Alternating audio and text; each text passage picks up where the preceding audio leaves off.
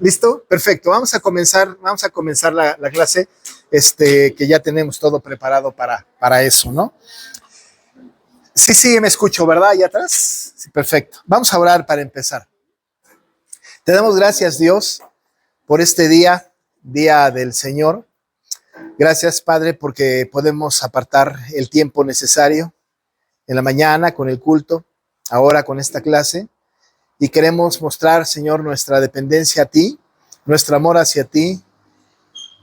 Cuando nos reunimos y buscamos juntos tu voluntad y aprendemos las cosas que son importantes para nosotros. Bendice este tiempo, Dios.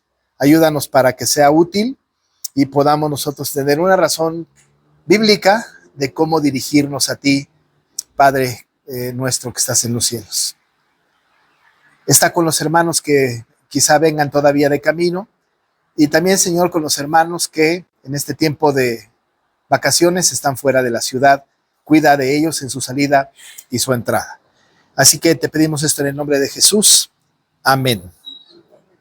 Vamos a retomar entonces este tema del Padre Nuestro.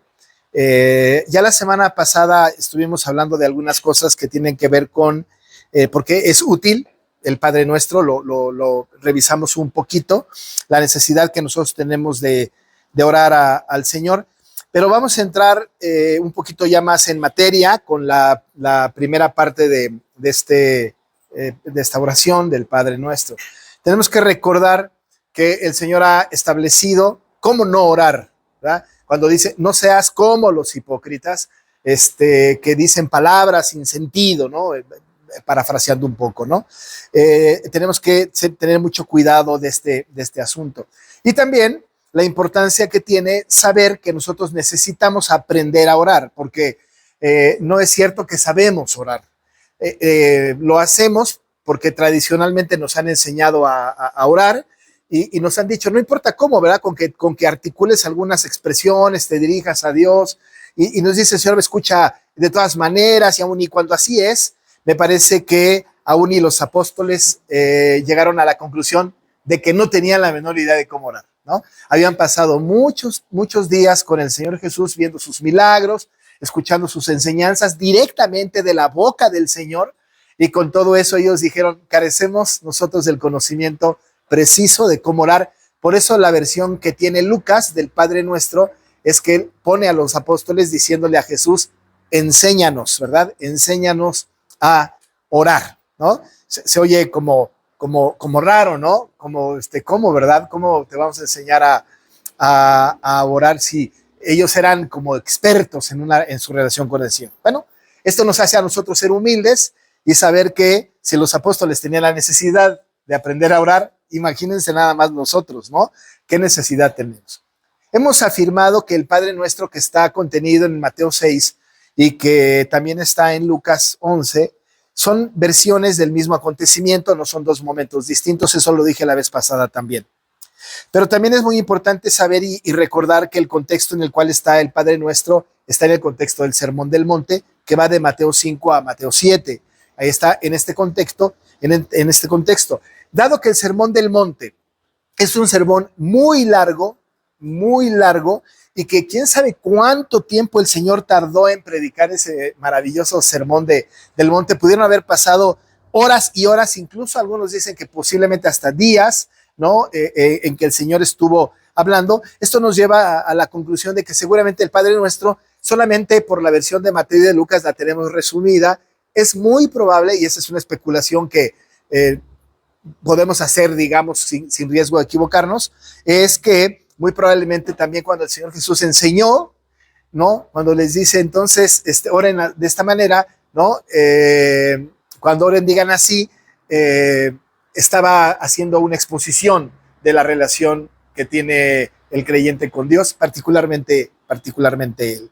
Como nosotros no tenemos el contenido de todo esto, sino solamente el esquema general del Padre Nuestro que se puede leer en menos de 12 segundos, no hay manera de que podamos nosotros entrar en los intrincados enseñanzas del Señor Jesús en cada una de las frases. Pero lo que sí podemos hacer, sin especular demasiado y en el contexto de toda la Biblia, es poder entender exactamente lo que el Señor estaba queriendo enseñar a los apóstoles y a la postre a nosotros que somos lectores implícitos de este maravilloso texto. Así que entramos en estos detalles.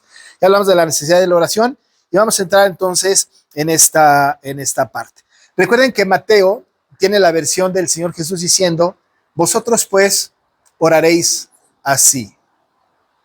No dice con estas palabras exactamente, pero así, de este modo. No es lo mismo con estas palabras precisas como de este modo. Por supuesto que las palabras precisas tienen que ser respetadas y aquilatadas y repetidas, sin duda, porque están en la Biblia. Y hoy en la mañana yo decía, ¿verdad? La Escritura es inspirada, es inerrante, es infalible, es perspicua, es suficiente, es inmutable. No hay manera de que le quitemos nada. Y quise hacer mucho énfasis en la mañana de que no solamente la inspiración estaba en libros, sino en capítulos, no solo en capítulos, sino en párrafos, no solo en párrafos, sino en oraciones, no solamente en oraciones, sino en palabras, no solamente en palabras, sino en sílabas, no solamente en sílabas, sino letras, no solamente en letras, sino hasta la más mínima expresión. Por eso la Biblia dice una J o una tilde, ¿no?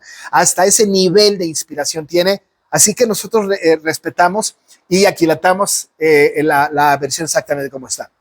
Esta oración en el idioma original está tal cual la tenemos traducida al español, ¿no? No hay como muchas diferencias, ¿no? Quizá algunas diferencias que hay es en cuanto al uso de algunas expresiones en su valor semántico, algunas expresiones que se utilizaban en aquella época y que ahora nosotros utilizamos en nuestro tiempo, ¿no? Pero básicamente estamos hablando de una traducción muy precisa, muy buena, en donde ninguna versión de la Biblia se contradice, ninguna versión dice, pues sí, pero en los escritos más antiguos, no.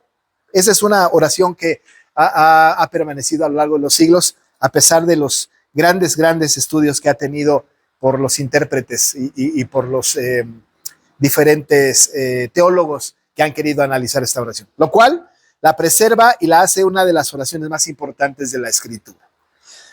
Pues entonces dice el Señor, ustedes pues van a orar así. Está refiriéndose a la iglesia.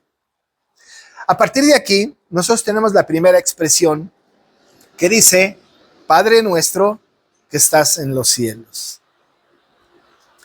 Esta expresión solamente contiene una gran cantidad de enseñanza. No solamente esta expresión, sino en conjunto con otras, nos dice algunas cosas que yo quiero rescatar ahora.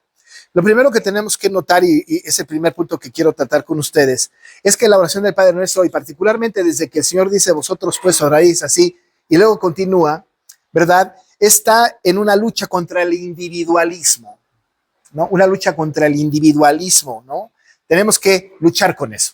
Tenemos que luchar contra el individualismo.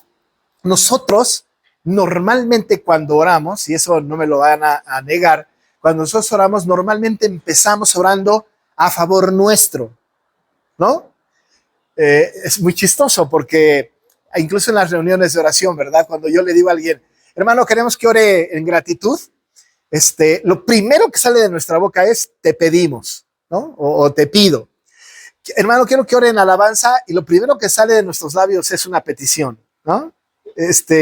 Oramos así, incluso en la comida, cuando oramos, ¿no? Para dar gracias a la comida, pedimos, ¿no? Pedimos lo que ya tenemos en la mesa, ¿no?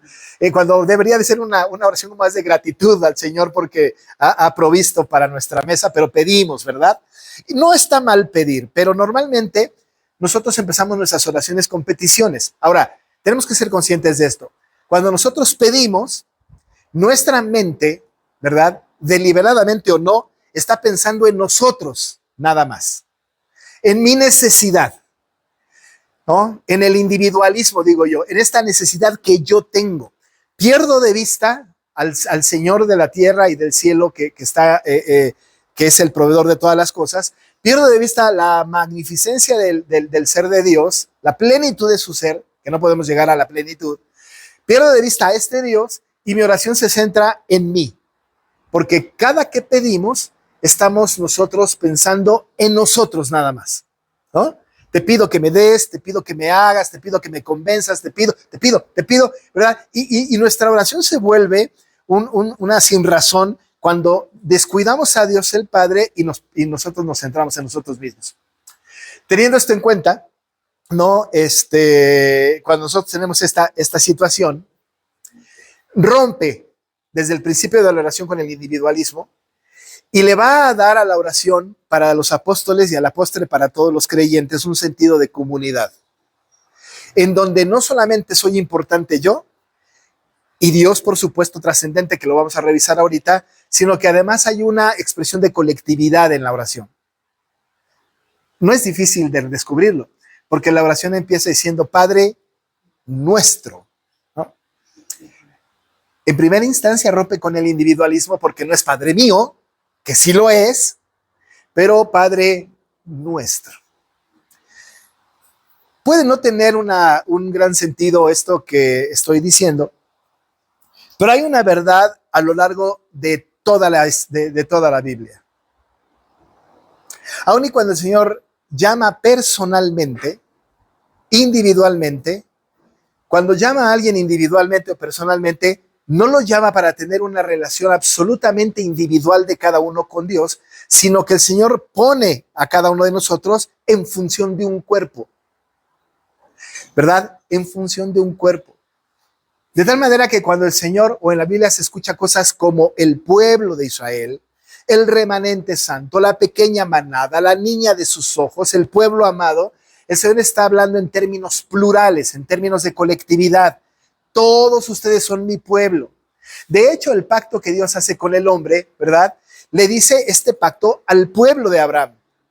Yo voy a ser el Dios de ustedes y ustedes, pueblo, van a ser mi pueblo. Ustedes en colectividad.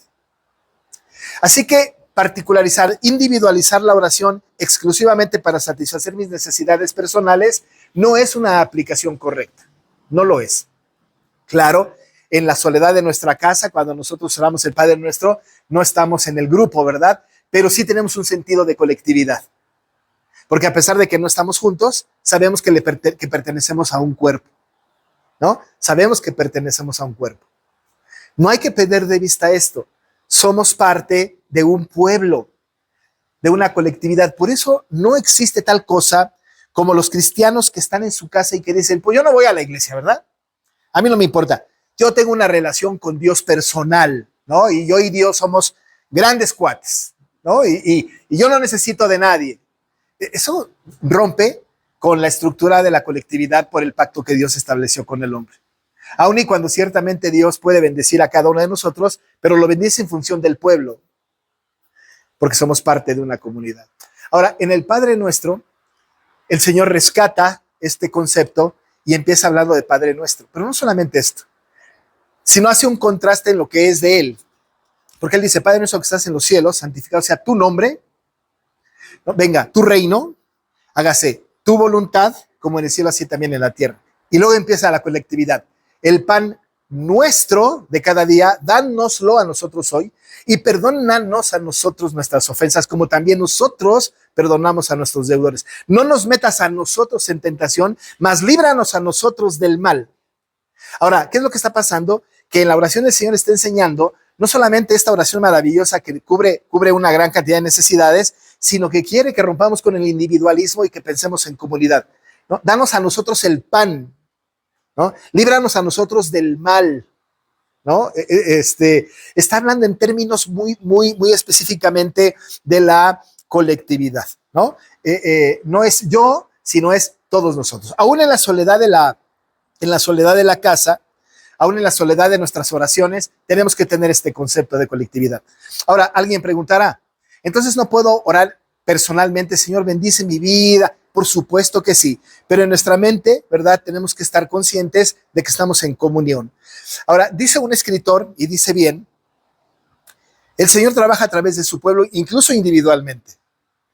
Incluso individualmente. Por ejemplo, si yo tengo la necesidad, y lo hemos comprobado muchas veces, tenemos alguna necesidad particular, una decisión que tomar, una enfermedad que enfrentar, ¿no? Aun y cuando nosotros en lo privado le decimos, Señor, sana, me cura, me haz tu voluntad en mi vida, oramos personalmente que es válido. ¿No es cierto que a veces le pedimos a alguien más que ore por nosotros? ¿No le decimos a alguien más, oye, ayúdame a orar por esto? Este es el sentido de colectividad. No hay un cristiano independiente, no hay un cristiano solo, no hay un cristiano que esté ahí. Cuando Elías se fue debajo del enebro, fue absurda su oración porque pidió al Señor que le quitara la vida. Y el pecado que cometió Elías es que se apartó del pueblo. Dejó al pueblo y se fue solito. Y tuvo una oración absurda. Porque el Señor, ¿verdad? Aún y en nuestras oraciones muy particulares, ¿verdad? Tenemos una conciencia de colectividad. Hoy por lo menos, algunas 2 o 3 personas me dijeron, pastor, estoy pasando por esto, ayúdeme a orar. Ahora, cuando a mí me piden, o cuando yo les pido, o cuando nosotros nos pedimos, está ese sentido de colectividad, de pueblo, porque nos unimos en oración. Y cuando alguien, por ejemplo, ora por una causa que yo tenga, uno en su casa, otro por allá, y oran en conjunto, aun y cuando no estamos juntos, estamos hablando de este sentido de pueblo, ese sentido de cuerpo. Por eso entonces, danos el pan, ¿verdad?, de cada día. Perdona nuestros pecados, como nosotros perdonamos a los que nos ofenden. No nos metas a nosotros, líbranos a nosotros del mal, ¿no? Estamos en este sentido de colectividad. Muy, muy importante. Así que el Padre Nuestro no es una oración de la privacidad de cada uno de nosotros, sino tiene un sentido de cuerpo, un sentido de colectividad. De ahí, entonces, esta oración rompe con el individualismo de las oraciones. Así que nosotros lo repetimos. Incluso, desde la época de la Reforma Protestante, cuando empezó a tener una forma litúrgica, el Padre Nuestro, el Credo de los Apóstoles y los 10 Mandamientos, en los cultos públicos siempre se repetía el Padre Nuestro. Siempre.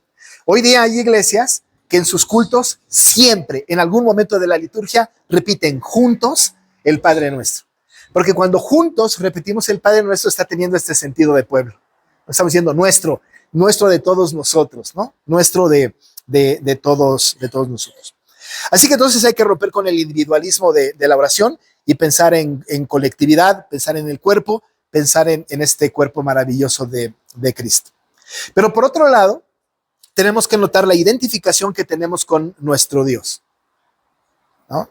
Tenemos que hacer una identificación precisa de la relación que tenemos con el Señor. Nuestra oración empieza con la palabra Padre. Y esta expresión establece una relación filial entre nosotros y Dios. Ahora, muy sencillo, si nosotros le decimos Padre a Él, automáticamente nos estamos poniendo sobre la posición de hijo, ¿no es cierto? Es decir, porque yo no le voy a decir Padre a cualquiera. A cualquiera no.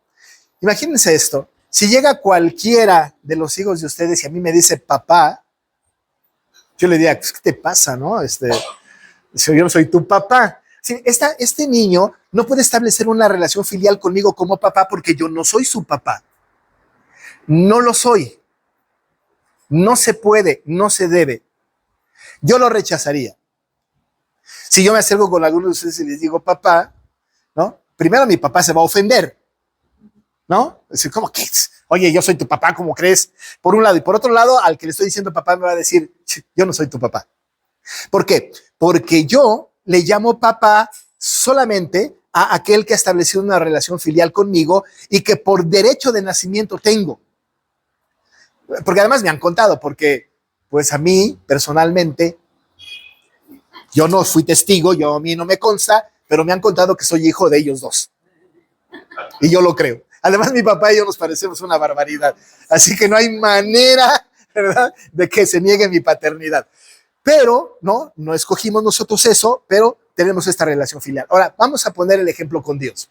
Nosotros nos acercamos con Dios en esta relación filial y le decimos Padre. ¿Por qué le decimos Padre a Dios? Porque Él es nuestro Padre. Pero ojo, la Biblia dice que antes éramos de nuestro padre el diablo. Entonces, ¿qué? ¿Cómo puede ser eso? ¿A quién le decimos Padre? ¿No? ¿O a quién el Señor autoriza para que le digamos Padre? Ahora, en ese sentido de esta cercanía que nosotros tenemos al Señor como Padre, ¿verdad? La pregunta es, ¿toda la humanidad todo el mundo, la gente que vive en este siglo, ¿puede dirigirse a Dios como Padre? No. No.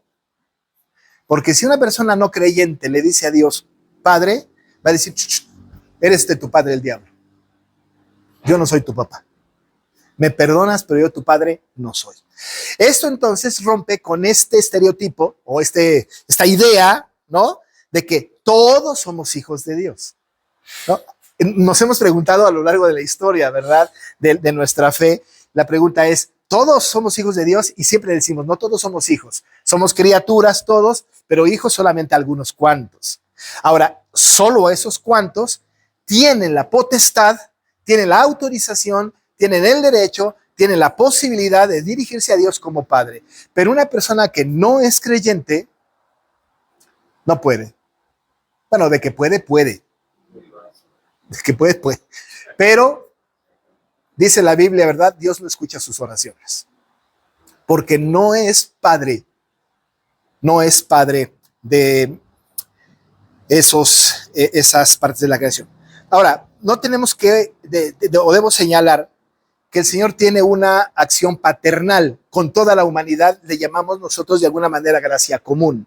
Hay una relación paternal, porque el Señor ha tenido paciencia, porque el Señor no ha exterminado a la humanidad, porque el Señor ha sido bastante condescendiente sin pecar con toda la humanidad, ¿no? Y ha evitado que la gente peque más de lo que puede ser posible que peque y refrena su pecado. Eso le llamamos gracia común, ¿no? Por supuesto. Ahora, el Señor tiene esta acción paternal, pero esta relación filial solamente la tiene con sus hijos. Y al respecto de esto, uno se pregunta, ¿y cómo yo sé quién es su hijo y quién no? ¿Cómo yo sé, más allá de esto, si yo soy hijo o no de Dios? ¿Cómo lo sé? ¿Cómo es posible? Y claro que la Biblia tiene respuesta para eso. Por supuesto que tiene respuesta para esto. Dios tiene solamente un hijo natural, ¿no? ¿Saben quién es? Jesús, ¿no? El unigénito hijo de Dios, ¿no? El unigénito hijo, el unigénito es único. El único hijo natural que tiene Dios y que en el misterio de la Trinidad no hay diferencias de jerarquizaciones, porque es Dios tres en uno. En esta imagen trinitaria, Jesús es el único hijo. Él es el que envió a su hijo al mundo por nosotros. Está claramente establecido en la Biblia, no tenemos ningún problema. Pero Jesús es el único hijo natural. De ahí en adelante, todos los hijos de Dios son hijos de Él por adopción. Yo conozco personas que han adoptado hijos, ¿no? Y legalmente empiezan a ser sus hijos cuando el papá va, los busca y hace todos los trámites y los adopta. A partir de ese momento, el niño que no tenía una identidad, que no tenía un apellido, que no tenía una herencia, que no tenía un pasado, que no tenía nada, de repente es adoptado por los papás, y esos papás, con todo el amor que tienen para con el hijo, que adoptan, que hacen suyo, ¿no? Le brindan todo lo que les pertenece y dicen, tú eres mi hijo. Ahora, eres mi hijo no por naturaleza, sino porque yo decidí y porque yo quise y porque yo te amé, porque yo te traje a mí, porque te adopté. Ahora, con Dios es algo semejante.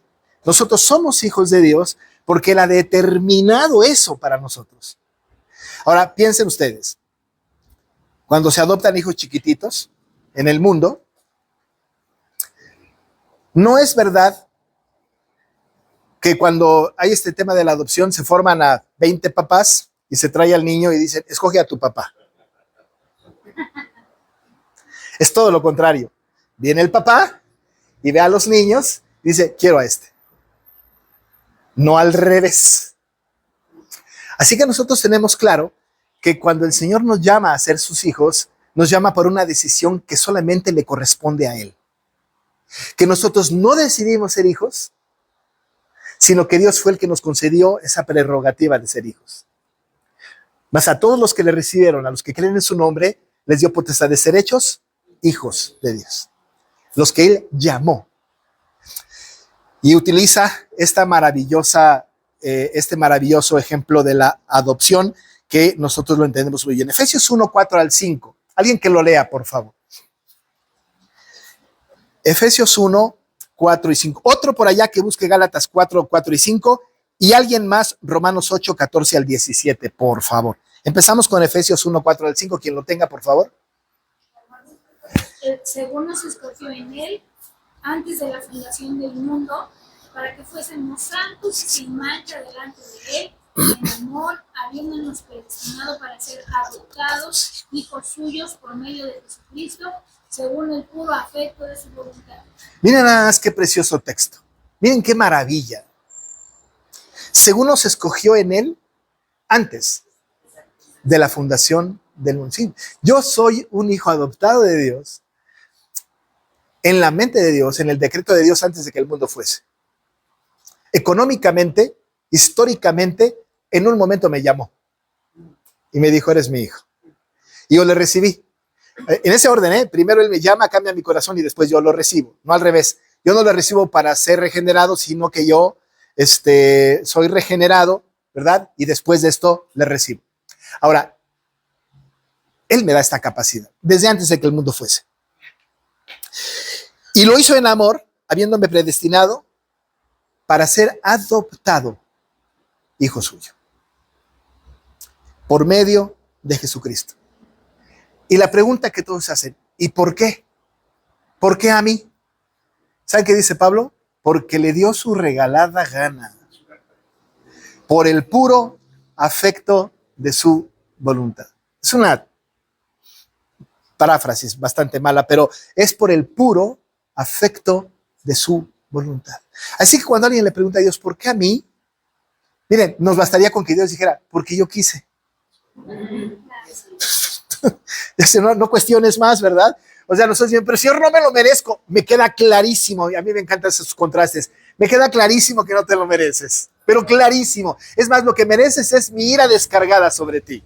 Mereces el castigo eterno, mereces la aniquilación completa.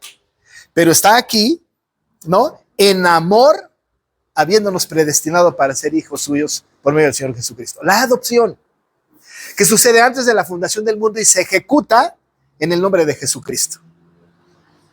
Primer texto.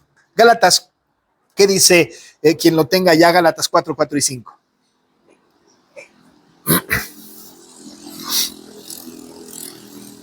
Pero cuando vino el cumplimiento del tiempo, Dios envió a su hijo nacido de mujer, nacido bajo la ley, para que redimiese a los que estaban bajo la ley, a fin de que recibiésemos la adopción de hijos. ¿Ya acabó? ¿Ya? Ay, es que no te oí, Rosy, pero ya, sí, todo el mundo oyó.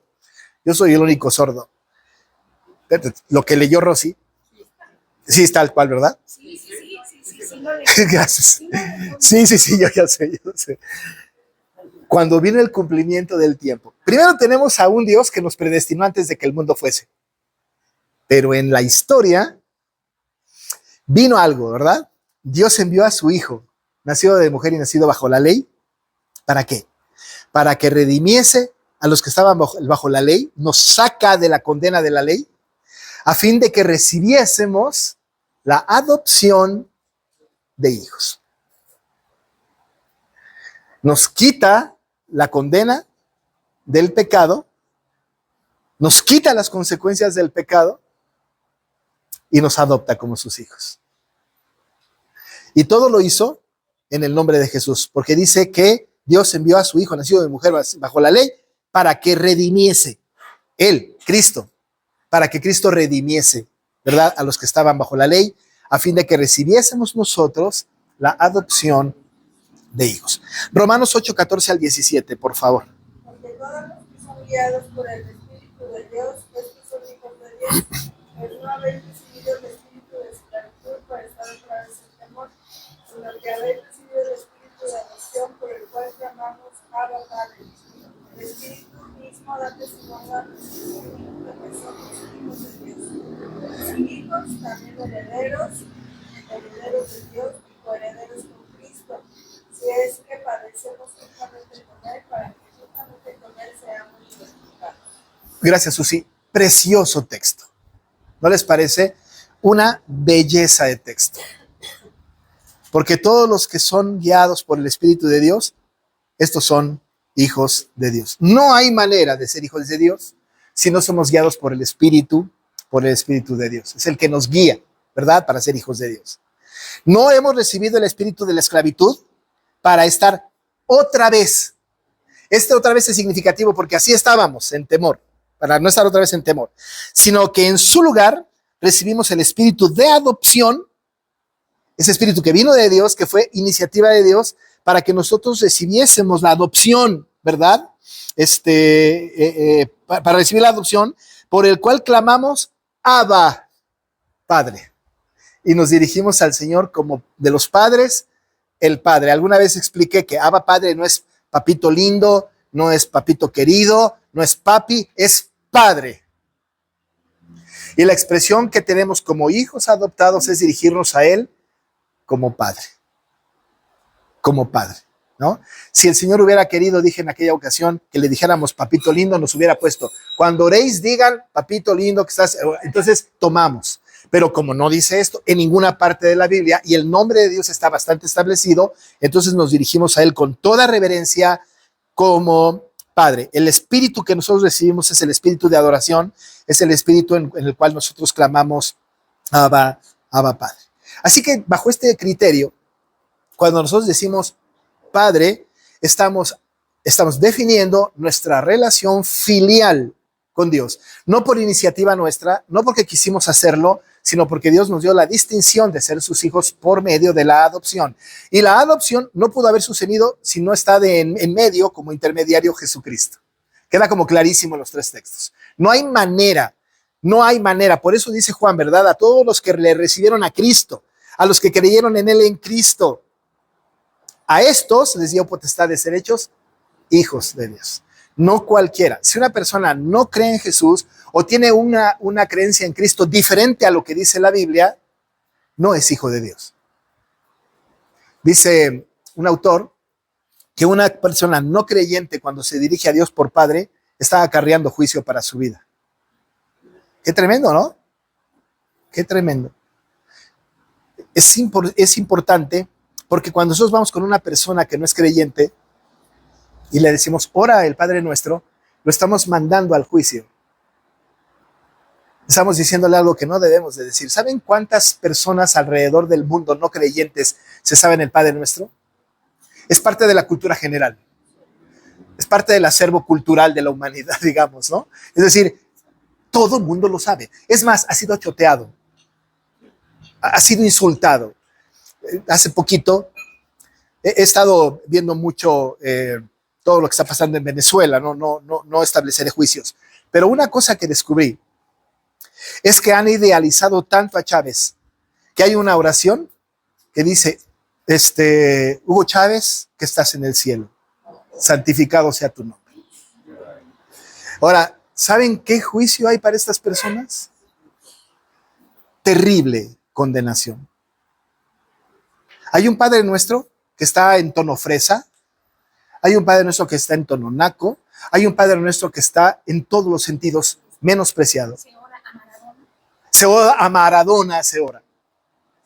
¿No? Es gente que está idealizada y que están utilizando la oración modelo para exaltar a alguien que no es exaltado. Eso trae juicio. Por eso dice, dame un segundo, Rosy, dice este autor, ¿verdad? Cualquier persona no creyente que se dirija a Dios como Padre acarrea juicio a su vida. Porque va a decir el Señor, tú no eres mi hijo, no te conocí, hacedor de maldad. No te conocí, aunque me digas Señor, Señor, no entrarás en el reino de los cielos. Y no entrar al reino de los cielos es la descarga de la ira de Dios sobre ellos. Por eso es tan importante que nosotros estemos completamente seguros de que somos sus hijos, porque cuando oramos al Señor y decimos Padre, la primera palabra establece esta relación filial. Decirlo de manera trivial o sin estar convencido de nuestra condición de hijos es peligroso. Rosy. Bueno, es que me hizo eco eso que comentó ahorita, por ejemplo, con respecto a la gente que ora el Padre Nuestro, que acarrea juicio para el creyente. Por ejemplo, esa gente, incluso nosotros antes de ser creyentes o ser salvos, entonces cuando lo hacíamos,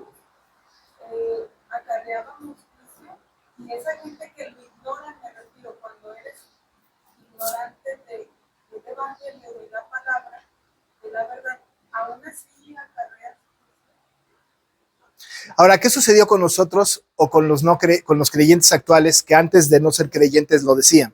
Porque estoy seguro de que muchos vienen de un contexto católico romano, por ejemplo, ¿no? O de otra, ¿no? Y lo repetían. De hecho, era una oración que era una especie de karma, ¿no? Demanda, ¿no?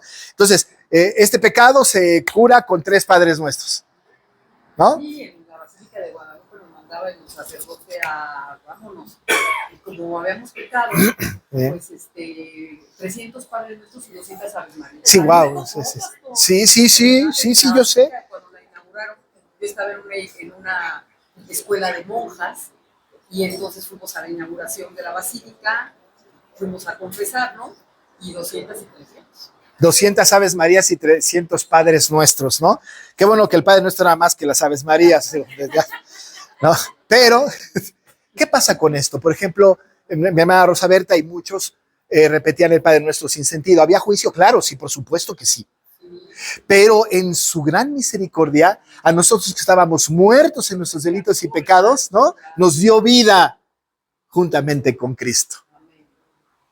Y ese pecado queda perdonado, queda borrado. Pero el que no es rescatado por Cristo, el que va a morir sin Cristo, ¿ustedes se imaginan a esta persona delante del trono de gracia del Señor y el Señor les diga, por mucho, no te conozco, hacedor de maldad?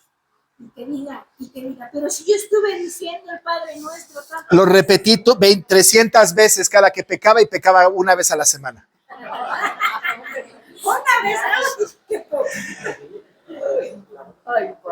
Es importante entonces que nosotros sepamos, ¿verdad?, que debe de tener una alta reverencia, alto sentido de responsabilidad cristiana, orar el Padre Nuestro.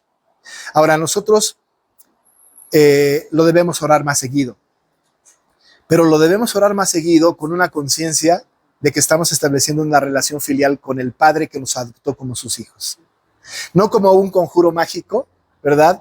Porque ya decía yo la vez pasada que es para desesperados, ¿verdad? Porque estamos en una situación desesperante. Padre Nuestro que estás en los cielos, y empezamos así, ¿no? Es para los desesperados. Hasta esto es trivial, hasta esto no es agradable ante los ojos de Dios, aun y cuando seamos cristianos. Tenemos que ser muy cuidadosos con esto. Y el Señor empieza diciendo esto, ¿verdad? Padre Nuestro. Padre Nuestro, es nuestro Padre. En ese sentido colectivo, ya decía yo este asunto. Sí, mi hermana. Sí, ya ahorita estoy yo consciente de esta oración tan importante y cuando estoy pasando un momento difícil, la oro con esta conciencia. Sí. ¿Está bien? Está perfecto. Está perfecto. Que no sea una oración que uno piense que es mágica, ¿no? Como cuando en la pandemia el Salmo 91 se convirtió en una expresión mágica, ¿no? El que habita al abrigo del Altísimo morará bajo la sombra del Omnipotente y a mí no me va a pasar nada. Y caerán a tu diestra 1000 y a tu diestra 10,000, pero a ti no te llegará. Y lo conjuro y lo declaro. Y se moría la persona. No, como conjuro no, pero en conciencia de que mi Padre me oye, hay que orarlo. Pero además, es bien importante esto, ¿eh? Acuérdense que no somos solos. Siempre es bueno que alguien más ore por nosotros. Otra vez el sentido de colectividad, ¿no? Solos no. Claro que el Señor me escucha. Por supuesto que el Señor nos oye. Pero cuando juntamos a la gente para orar, es más, ni siquiera tenemos que darles detalles. Ora por mí por una situación difícil que estoy pasando, ¿no? A mí a veces me dan muchos detalles que no quisiera yo saber, pero me los dan. Pero en algunas otras ocasiones, ¿no? Sí hay nada más, ¿estás bien, hermano, hermana? Pastor, ore por mí, porque estoy pasando por una situación delicada. Ahora, si no me quiere decir los detalles, está bien. Pero por lo menos sé que hay una necesidad para la que tengamos que orar por ellos. Y estamos orando en colectividad. Gracias, Luis. ¿No? Esto es muy importante. Entonces, sí, en un momento crítico de nuestra vida, el Padre Nuestro es un bálsamo de paz a nuestro corazón. Pero hay que recordar, ¿verdad?, que lo tenemos que hacer porque sabemos que estamos bajo la sombra del Omnipotente, cubierto bajo la sombra de sus alas, y saber que el Señor paternal no va a cumplir nuestro capricho, pero va a traer paz a nuestro corazón.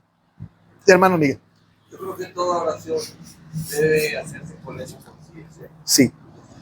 no nada más el Padre Nuestro ni Cualquiera. cualquier oración, porque también podemos tomar el Salmo 23, por ejemplo. Claro, sí, como un conjuro. Claro, Cualquier otro tipo de claro. oración, como dice usted a veces, simplemente nos piden orar, Señor, damos gracias por el pan nuestro cada día. Sí, Pero si no estás orando por el pan nuestro, tenemos que tener la conciencia a quién oramos sí, y que no es una simple mantra, dice usted. sí, Ajá.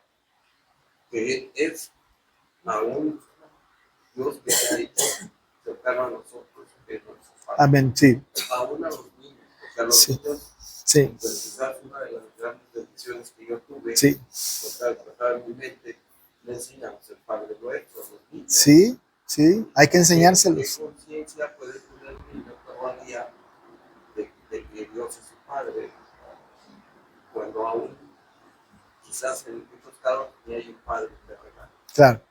Por eso, tan importante es que los papás les demos un ejemplo a nuestros hijos de nuestra dependencia de Dios. Porque los hijos van a decir, así como mi papá depende de Dios, así yo dependo de mi papá. Y cuando van creciendo, van a depender de Dios, ¿no? Y entonces encontramos a hombres, mujeres que crecen en el temor de Dios, ¿no? Nosotros cuando nuestros hijos eran pequeños decíamos, Señor, queremos que nuestros hijos sean temerosos de Dios, que temerosos de ti. No nos importa si son arquitectos, nutriólogos, sociólogos o presidentes de la República. Lo que queremos es que sean temerosos. Pues por nuestro trabajo hubieran sido terriblemente malos, pero por la misericordia de Dios son temerosos de Dios. Pero también el ejemplo es importante, ¿no? Lo que ven en sus papás es muy importante porque les enseña, les ayuda. Pero sí, desde cuando yo era niño me aprendí el Salmo 23, el Salmo 24, el Salmo 91, el Salmo 121, el 1, el 8, ¿no? Un montón de salmos. Yo era una pirruña así, me sabía de memoria un montón de cosas, pero era como periquito. La verdad es que no había una reflexión profunda. El Padre Nuestro era como periquito, pero lo tenía. Y en algún momento, cuando el Señor me llama para ser su hijo, cobra sentido. ¿No es cierto? Ahí estaba, ya estaba, preinstalado. Y en el momento en que el Señor me llama, ¡pum!, cobra sentido. Y hay una relación preciosa con el Señor, ¿no? Muy bien. La segunda cosa que es importante, o tercera, ¿no? Es que nosotros tenemos un Padre, ¿verdad?, celestial. Porque dice la oración, Padre nuestro que estás en los cielos. Ahora, no se está estableciendo un lugar geográfico donde el Señor está, ¿verdad? No es así como que poner en el Google Maps cielo y que nos diga cómo se llega allá. Hay que recordar que en ese sentido hay una figura de lenguaje importante que evidentemente sirve un poco como metáfora, pero cuando estamos hablando de cielo no tenemos que imaginarnos pues las nubes que están allí, ¿no? Y ya, ¿no? Ahora, cuando se habla de Padre nuestro que estás en los cielos, estamos hablando de un Dios trascendente, de un Dios trascendente que está más allá incluso de los cielos físicos, ¿no? Es un Dios que va más allá incluso de la última estrella del universo, que va más allá de nuestra capacidad de comprensión. Así que los cielos es limitativo, pero es como para que podamos entender no una ubicación geográfica de Dios, sino que podamos entender nosotros que es un Dios trascendente, que va más allá incluso de nuestra capacidad de comprensión. Tenemos que recordar que, bueno, no sé si ya lo dije o no, pero si no, hay que tener en la mente que el Señor Dios, en el estudio de la doctrina del ser de Dios, se estudia que Dios es el incognoscible trascendente. Cuando decimos que es incognoscible trascendente, estamos diciendo que es imposible que podamos llegar al conocimiento pleno de Dios. Y trascendente es que está más allá de nuestra capacidad de comprensión. No hay manera de que podamos definir el océano porque agarramos un vaso y tomamos agua del mar. Un pedacito del mar no nos da la totalidad del mar. Ahora, nosotros tenemos un conocimiento limitado de Dios, lo que ha querido revelarnos en su palabra. Aún y lo que está revelado nos cuesta trabajo. Podríamos pasar toda la vida y no descubrir las grandes profundidades de lo que ya está revelado. ¿Se imaginan lo que no está revelado? Las cosas reveladas son para nosotros, para nuestros hijos, pero las secretas Las no reveladas solamente le pertenecen a Dios. En el intrincado pensamiento de Dios no podemos entrar. En la magnificencia de su ser no podemos entrar. Él está más allá de nuestra capacidad de comprensión. Más allá. Quizá por eso el apóstol Pablo en Romanos 11, oh profundidad de las riquezas, de la sabiduría y de la ciencia de Dios. Cuán insondables son sus juicios e inescrutables sus caminos. Porque ¿quién entendió la mente del Señor y quién fue su consejero? Porque de Él y por Él y para Él son todas las cosas, a Él sea la gloria por los siglos. Amén. Así ora Pablo, ¿verdad? La profundidad de las riquezas, sus insondables juicios. ¿Quién entendió la mente del Señor? ¿Quién? No hay manera de que nosotros podamos conocerlo. Así que cuando nosotros oramos al Señor y decimos, Padre nuestro que estás en los cielos, no estamos hablando entonces solamente del lugar limitado de los cielos, sino estamos hablando de que tenemos a un Dios trascendente, que va más allá de la capacidad de comprensión. Vamos a buscar 3 textos, otras 3 personas distintas. Deuteronomio 4:39, Deuteronomio 33:26 y Salmo 97:9. Empezamos con Deuteronomio 4:39. ¿Después? Primero Deuteronomio 4:39, después Deuteronomio 33:26 y luego Salmo 97:9. 4:39, ¿quién lo tiene? Aprende pues, hoy y reflexiona en tu corazón, que Jehová es Dios, arriba en el cielo y abajo en la tierra y no hay otro. Miren nada más esto, ¿eh? Gracias, Alex. Aprende pues hoy y reflexiona en tu corazón que Jehová es Dios, arriba en el cielo y abajo en la tierra y no hay otro. Ahora, esa expresión de arriba en el cielo y abajo en la tierra es todo abarcativa, ¿no? Es trascendente, no hay manera, ¿no? Y además afirma el salmista, el autor de Deuteronomio, Moisés, y no hay otro. Esto está en el contexto, ¿verdad? Cuando el Señor va a establecer la Shema. Oye Israel, Jehová nuestro Dios, Jehová, uno es. No hay otro. El que está arriba en el cielo y abajo en la tierra, dice, no hay otro, es un Dios trascendente. Deuteronomio, hermana Selene, Deuteronomio 33:26, por favor. No hay como el Dios de Judí, que encabalga sobre los cielos para tu ayuda y sobre las nubes con su grandeza. Dice, ¿verdad? Quien cabalga sobre los cielos para tu ayuda y sobre las nubes con su grandeza. Otra vez está estableciendo a este Dios maravillosamente trascendente. Y el último, Salmo 97:9, por favor. Sí, Vianey. Porque tú, Jehová, eres excelso sobre toda la tierra, eres muy exaltado sobre todos los dioses. Imagínense, ¿no? Es excelso sobre toda la tierra, eres muy exaltado sobre todos los dioses. Nosotros tenemos a un Dios trascendente y cuando decimos Padre nuestro que estás en los cielos, estamos hablando no de los límites de Dios, sino de los no límites de Dios, ¿no? No hay límites, es ilimitado, es infinito. Incluso nuestra palabra eterno es temporal. Va más allá de la eternidad, ¿no? Ni siquiera podríamos definir con nuestro vocabulario la trascendencia de nuestro Dios. Y como va más allá de la capacidad de comprensión y la capacidad de discernimiento por parte de nosotros, entonces sabemos que esta relación filial que tenemos para con nuestro Padre es que Él, siendo el trascendente, ¿verdad? Siendo ese Dios tan maravilloso, creador de todo lo que hay y no hay otro Dios, exaltado en el cielo y en la tierra, ¿cómo no se va a fijar en nosotros? Porque la parte de la doctrina de la trascendencia también tiene la doctrina de la inmanencia. Cuando se estudia la trascendencia de Dios, hay que estudiar la inmanencia. La trascendencia es que Dios está más allá de nuestra comprensión y la inmanencia es que Dios está tan involucrado con nosotros que además hay una inmanencia trascendente. No hay manera de comprender el grado, ¿verdad?, de intervención de Dios para con nosotros. Hasta en la más mínima molécula que hay en la tierra, ahí está Dios. No digo es Dios, porque eso es panteísmo. Digo, ahí está Dios, ¿no? Ahí está Dios. Hasta en el más mínimo detalle. Por eso dice la Biblia en el Salmo 139 que Él conoce nuestros pensamientos. Antes de que salga la palabra de nuestra boca, ya la sabe toda, es omnisciente y conoce cada detalle de lo que pasa en el mundo, en su inmanencia. Así que el término que me encanta decir es que Él es trascendentemente inmanente, porque no podemos entender, va más allá de nuestra capacidad de comprensión, su inmanencia.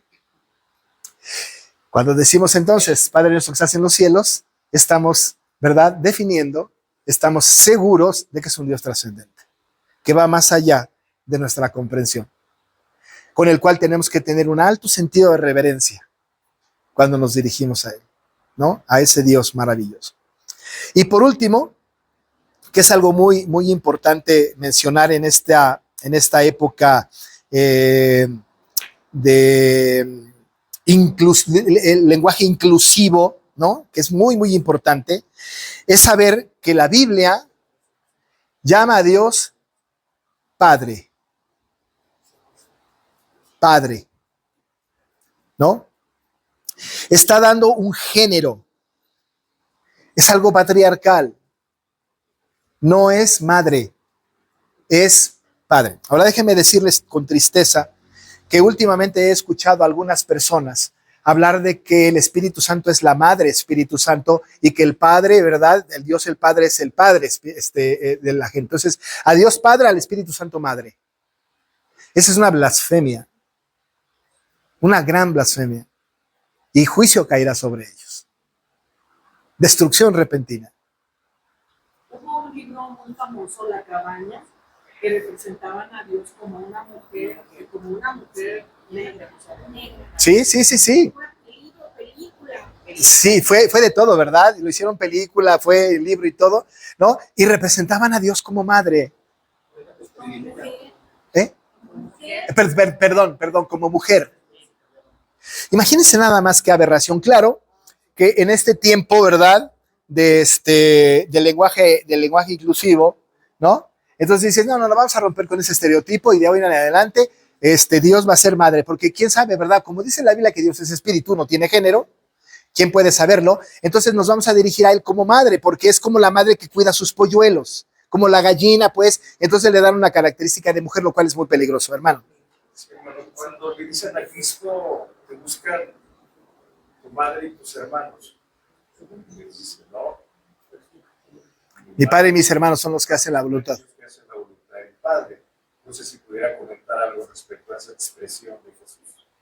Que cuando vienen con Jesús y le dicen, ahí está tu padre, tu madre y tus hermanos. Bueno, eso es muy interesante. Lo único que puedo comentar al respecto, porque no tiene mucho que ver con esto, pero lo que yo puedo comentar al respecto y afirmar contundentemente que va en contra de la creencia de la iglesia romanista es que Jesús tuvo hermanos. O sea, que María virgen no fue. No se quedó bien. No se quedó virgen, ¿no?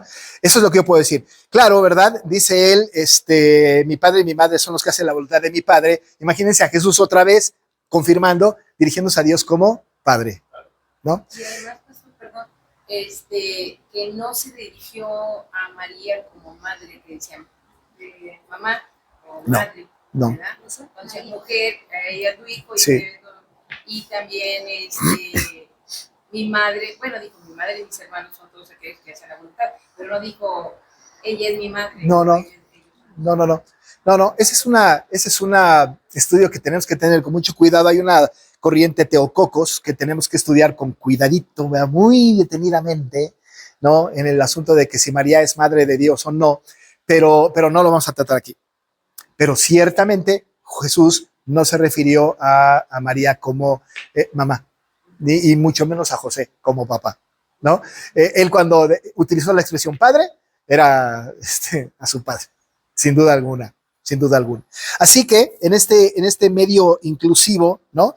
Vi un video recientemente, ¿verdad?, que decía, miren nada más qué absurdez. Así como hoy las personas se tienen que deconstruir y decidir qué son, si mujeres u hombres, porque ustedes saben que ese es el tema de actual, ¿no? Hay que deconstruirse. Tú no puedes afirmar, ¿verdad? Cuando nace un bebé, no puedes decir es mi hijo o mi hija. No. Tiene que decidir, es él o ella, ¿no? ¿Qué va a ser? Tiene que decidir.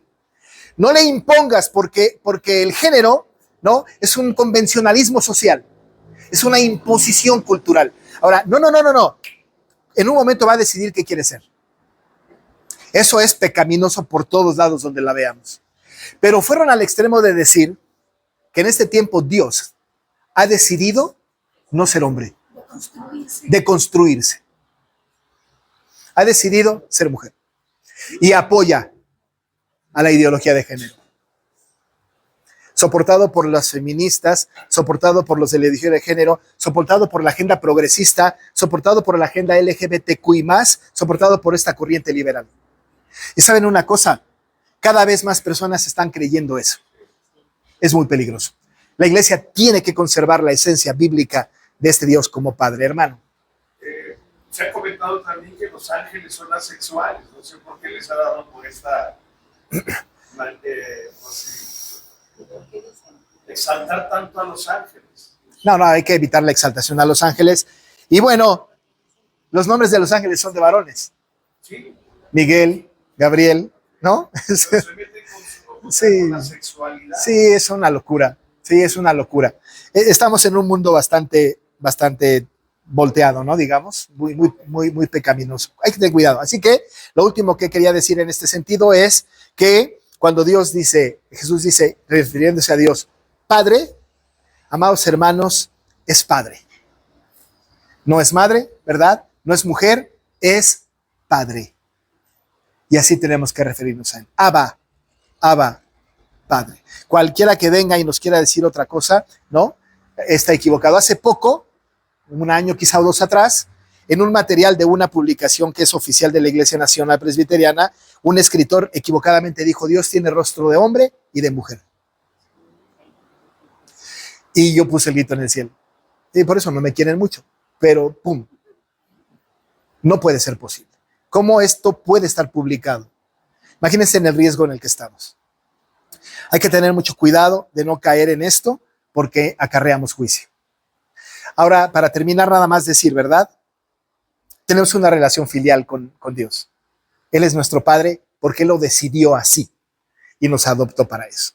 Cualquier otra persona, ¿verdad?, cae en un error cuando se dirige a Dios como Padre.